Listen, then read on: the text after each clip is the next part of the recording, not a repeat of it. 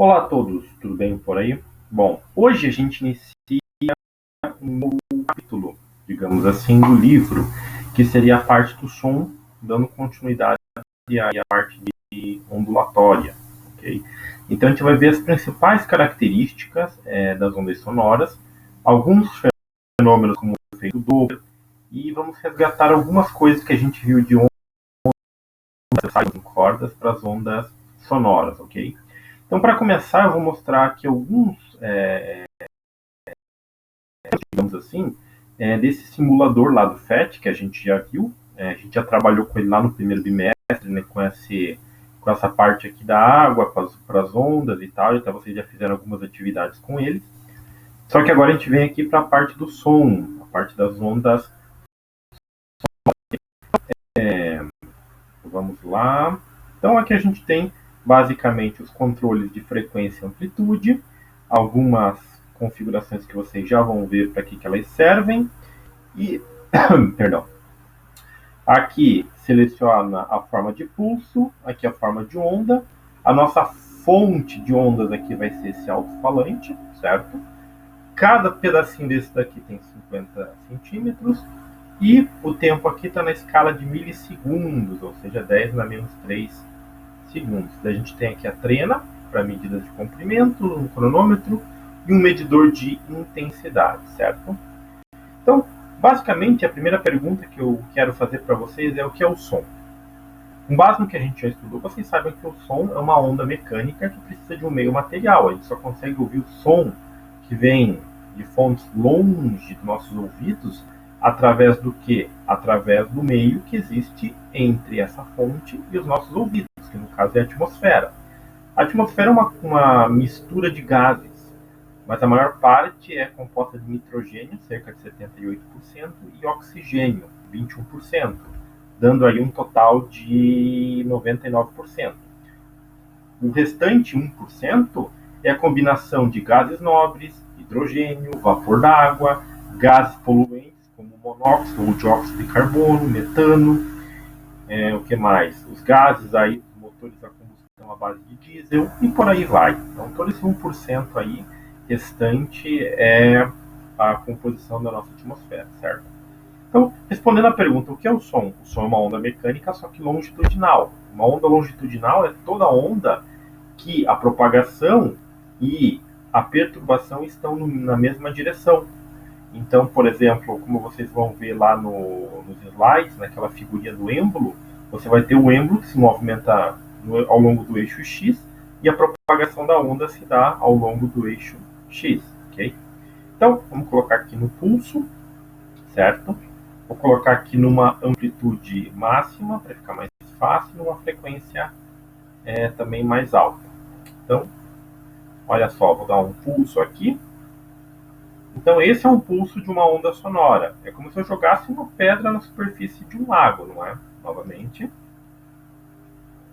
O pulso se dá para frente e para trás e a propagação se dá nessa mesma direção aqui, certo? De uma maneira radial. Então, olha só, são essas superfícies circulares que se propagam.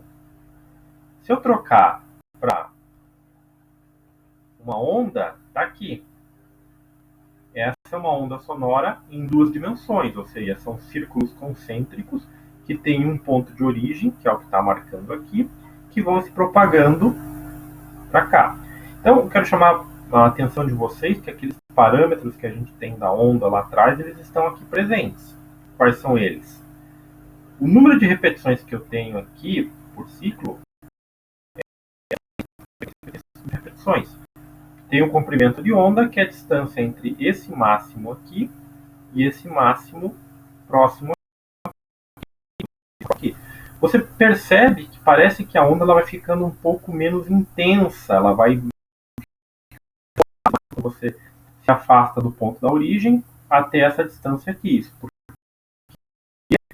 a propaganda vai atenuar a intensidade da onda, certo? Então, se eu ligar aqui novamente e colocar o gráfico, a gente vai ver essa figurinha que a gente já viu. Olha só, uma onda ou uma oscilação periódica amortecida, porque a intensidade dela ela sai de um valor máximo próximo aqui ao alto-falante, e essa intensidade vem diminuindo para cá, certo? A gente já vai falar um pouquinho mais sobre a questão da intensidade, mas aqui as questões como comprimento de onda e frequência estão associados. Então, para essas configurações, eu tenho esses comprimentos de onda, essa frequência e essa velocidade de propagação da onda. Se eu parar o sistema aqui, vou resetar ele, colocar uma frequência menor, sempre na amplitude máxima, e vou ligar. Então percebam que o que aconteceu com o espaçamento entre os máximos? Ele aumentou. Então, novamente, frequência e comprimento de onda são inversamente proporcionais. Se eu diminuo a frequência, o comprimento de onda aumenta. Então depois, se vocês quiserem, vocês podem entrar, ou melhor, vamos fazer isso já. Temos a trena, eu vou marcar aqui nesse ponto o próximo máximo mais ou menos aqui.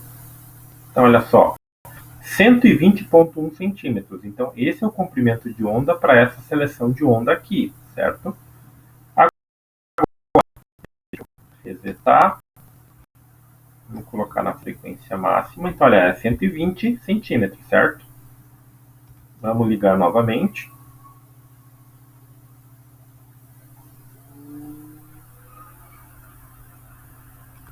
Vou pausar aqui. O máximo está aqui. O próximo máximo está aqui. Ó, caiu de 120 para 73,5, ou seja, aumentei a frequência, diminuiu o comprimento de onda, certo? Então, vice-versa no meu sistema, ok? Só deixa eu colocar a amplitude novamente. Então, a gente percebe aqui que aquelas propriedades da onda, como comprimento de onda, frequência e velocidade, vão estar associadas aqui. No caso da velocidade da onda numa corda, o que eu tinha? A raiz quadrada de tal sobre μ, certo? Eu vou ter uma relação, que a gente vai ver nos slides depois, que vai ser muito parecida com aquela, mas que vai relacionar as propriedades do meio e, no caso agora, como eu estou falando do som, eu vou ter o modo de compressibilidade, que vai estar associado às interações moleculares ou atômicas que os meios apresentam. Mas só adiantando uma informação para vocês, eu sei que a velocidade do som ela é muito maior nos sólidos, depois nos líquidos e, por último, nos gases. Então, só para efeito de comparação, a velocidade do som no ar, em condições normais de temperatura e pressão, é de cerca de 340 metros por segundo. Enquanto que no alumínio, por exemplo, seria algo como 6.000 metros por segundo, para vocês terem uma ideia de grandezas. Bom, e o que é uma onda sonora? A gente viu que aquela equação que descreve a onda lá, transversal, o y de x e t, é uma grandeza física, no caso lá um comprimento, em relação às variáveis posição x e tempo t. Aqui no caso, eu também tenho uma grandeza associada à onda sonora, só que essa grandeza não é um deslocamento, não é uma medida de comprimento, e sim é uma medida de pressão, é uma onda de pressão. Porque o que o som faz é isso, ele propaga uma onda de pressão. Então eu vou pegar, por exemplo, esse medidor aqui, vou colocar um sensor aqui em 25 centímetros, mais ou menos, que seria bem próximo ao alto-falante. Eu vou colocar aqui em 50. Tá? Bom, tá bom. E o outro está aqui bem no finalzinho, aqui, quase em 500. Então, a diferença de intensidade ou de amplitude entre essas duas ondas está dizendo a intensidade de pressão. Então, o que isso aqui faz? Ele propaga um deslocamento de pressão periódico, não é? Que vai se deslocar pelo ar até chegar a qualquer observador, a qualquer pessoa que possa perceber essa onda sonora. E isso aqui, para nós, seria representado como... Imagine que isso aqui realmente é um alto-falante, está tocando uma música bem alta, e quando você está aqui perto, você vai se sentir incomodado, vai sentir muitas vezes, dependendo da intensidade sonora, uma pressão que pega aí na região da caixa torácica, nos ouvidos. E à medida que você se afasta, essa intensidade diminui. Certo? Então, essa questão da energia, da intensidade que a onda sonora tem, a gente também pode ver nesse gráfico aqui. A intensidade dela, ela está caindo com a distância, ou seja, ela está perdendo energia, porque ela tem que fazer vibrar as moléculas de ar. Então, se eu mudar aqui para partículas, olha só, o que seriam essas partículas? Essas partículas, elas representam a composição da atmosfera. E essa composição de gases, quando eu tenho uma onda viajando, eu tenho isso aqui. Elas vão fazer isso aqui vibrar num certo movimento. Vocês podem estar tentados a dizer que a vibração dessas moléculas, ou melhor, a vibração do alto-falante vai fazer com que essas moléculas se espalhem para longe dele, levando a vibração da onda sonora. O que é errado. Isso não é o que acontece. Deixa eu resetar aqui para a gente ver esse cara no início. Então, vou colocar aqui só partículas. Então, percebam que as partículas já têm um movimento natural. Esse é o movimento natural que as moléculas da atmosfera apresentam. E aí, quando eu coloco, vamos colocar aqui um pulso só. Quando eu disparo um pulso, olha só, eles fazem esses caras se movimentarem para frente e para trás um pouco mais do que eles já estão se movimentando, propagando assim o pulso. Então, olha só, mais um pulso. Ó, ele faz as moléculas se movimentarem em relação ao seu ponto de equilíbrio. Então, o que acontece aqui é o seguinte: vibrou a membrana do alto-falante, vai vibrar esse conjunto de moléculas da atmosfera, que vai vibrar o segundo conjunto, o terceiro e assim sucessivamente. Então, olha só, gráfico, pulso.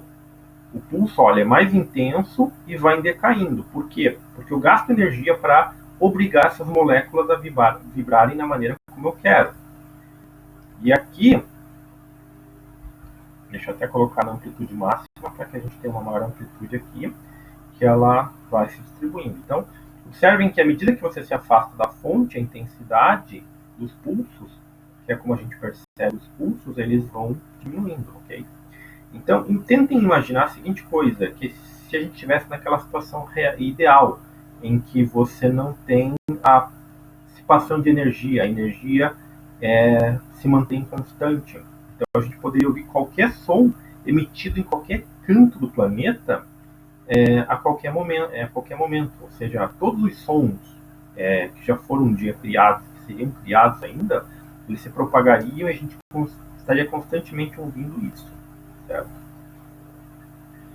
Então, o que nós vemos aqui nesse experimento é que a onda sonora é uma onda longitudinal, é uma onda de pressão que movimenta as moléculas do ar uma pequena distância e periodicamente distribui essa variação de pressão ao longo aí do espaço.